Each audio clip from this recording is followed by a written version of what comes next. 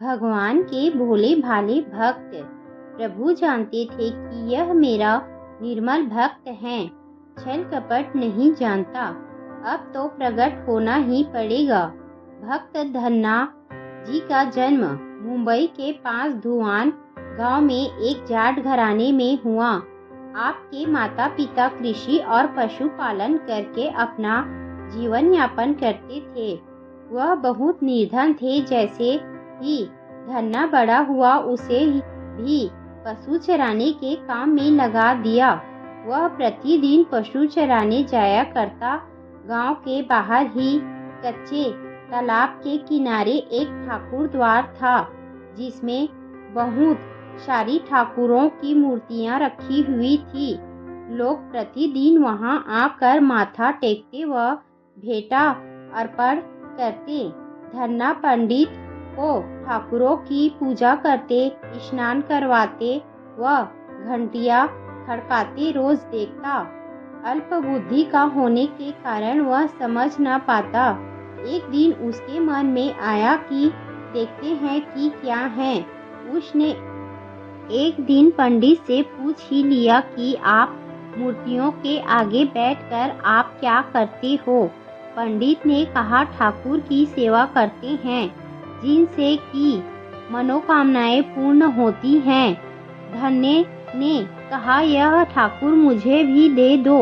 उससे छुटकारा पाने के लिए पंडित ने कपड़े में पत्थर लपेट कर दे दिया।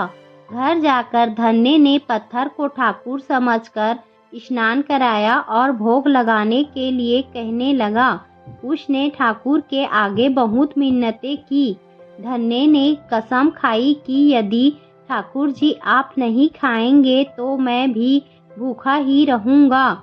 उसका यह प्रण देखकर प्रभु प्रकट हुए तथा रोटी खाई व लस्सी पी। इस प्रकार धन्ने ने अपने भोलेपन में पूजा करने और साफ मन से पत्थर में भी भगवान को पा लिया। अब धन्ने को लगन लगी। उस समय उसके माता पिता बूढ़े हो चुके थे और अकेला नव युवक था।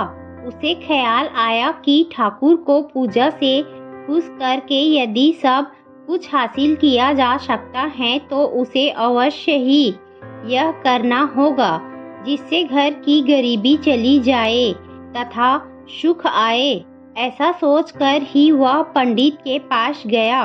पंडित ने पहले ठाकुर देने से मना कर दिया कि वह ठाकुर की पूजा अकेले नहीं कर पाएगा। दूसरा, तुम अनपढ़ हो। तीसरा, ठाकुर जी मंदिर के बिना कहीं नहीं रहते और ना ही प्रसन्न होते, इसीलिए तुम जिद मत करो और खेतों की संभाल करो। ब्राह्मण का धर्म है पूजा पाठ करना, जाट का कार्य है अनाज पैदा करना। परंतु धन्ना टस से मस्त न हुआ। अपनी पिटाई के डर से पंडित ने जो शालिग्राम मंदिर में फालतू पड़ा था उठाकर धन्ने को दे दिया और पूजा पाठ की विधि भी बता दी। पूरी रात धन्ने को नींद न आई। वह पूरी रात सोचता रहा कि ठाकुर को कैसे प्रसन्न करेगा और उनसे क्या मांगेगा। सुबह उठकर अपने नहाने के बाद ठाकुर को स्नान कराया। भक्ति भाव से बैठकर लस्सी, रिड़की व रोटी पकाई। उसने प्रार्थना की, हे प्रभु भोग लगाओ। मुझ गरीब के पास रोटी लस्सी और मक्खन ही है और कुछ नहीं। जब और चीजें दोगे तब आपके आगे रख दूंगा। वह बैठा ठाकुर जी को देखता रहा। अब पत्थर भोजन कैसे करे। पंडित तो भोग का बहाना लगाकर सारी सामग्री घर ले जाता था, पर भले बालक को इस बात का कहाँ ज्ञान था। वह व्याकुल होकर कहने लगा कि क्या आप जाट का प्रसाद नहीं खाते? दादा तो इतनी देर नहीं लगाते थे। यदि आज आपने प्रसाद ना खाया तो मैं मर जाऊंगा, लेकिन आपके बगैर नहीं खाऊंगा। प्रभु जानते थे कि यह मेरा निर्मल भक्त है, छल कपट नहीं जानता। अब तो प्रकट होना ही पड़ेगा। 1 घंटा और बीतने के बाद धन्ना क्या देखता है कि श्री कृष्ण रूप भगवान जी रोटी मक्खन के साथ खा रहे हैं और लस्सी पी रहे हैं। भोजन खाकर प्रभु बोले, धन्य जो इच्छा है मांग लो, मैं तुम पर प्रसन्न हूँ। धन्य ने हाथ जोड़कर विनती की, भगवान जो तुम्हारी भक्ति करते हैं तू उनके कार्य संवार देता है। मुझे गेहूं दाल व घी दीजिए, मैं खुश हो जाऊंगा। यदि जूता कपड़े 7 प्रकार के अनाज, गाय या भैंस सवारी करने के लिए घोड़ी तथा घर की देखभाल करने के लिए सुंदर नारी मुझे दे। धन्य के यह वचन सुनकर प्रभु हंस पड़े और बोले, यह सब वस्तुएं तुम्हें मिल जाएंगी। प्रभु बोले, अन्य कुछ? प्रभु, मैं जब भी आपको याद करूं आप दर्शन दीजिए। यदि कोई जरूरत हुई तो बताऊंगा। तथा वस्तु भगवान ने उत्तर दिया, हे प्रभु, धन्ना आज से आपका आजीवन सेवक हुआ। आपके अलावा किसी अन्य का नाम नहीं लूंगा। धन्ना खुशी से दीवाना हो गया। उसकी आंखें बंद हो गई।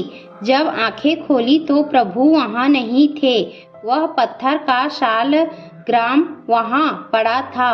उसने बर्तन में बचा हुआ प्रसाद खाया, जिससे उसे 3 लोकों का ज्ञान हो गया। प्रभु के दर्शनों के कुछ दिन पश्चात धन्य के घर सारी खुशियां आ गई। एक अच्छे अमीर घर में उसका विवाह हो गया। उसकी बिना कोई भूमि घर भी फसल लहलहा गई। उसने जो जो प्रभु से मांगा था उसे सब मिल गया। किसी ने धन्य को कहा, चाहे प्रभु तुम पर प्रसन्न हैं, तुम्हें फिर भी गुरु धारण करना चाहिए। उसने स्वामी रामानंद जी का नाम बताया। एक दिन अचानक ही रामानंद जी उधर से निकले। भक्त धन्य ने दिल से उनकी खूब सेवा की तथा दीक्षा की मांग की। रामानंद जी ने उनकी विनती स्वीकार कर ली और दीक्षा देकर धन्य को अपना शिष्य बना लिया। धन्ना भगवान के नाम का सुमिरन करने लगा।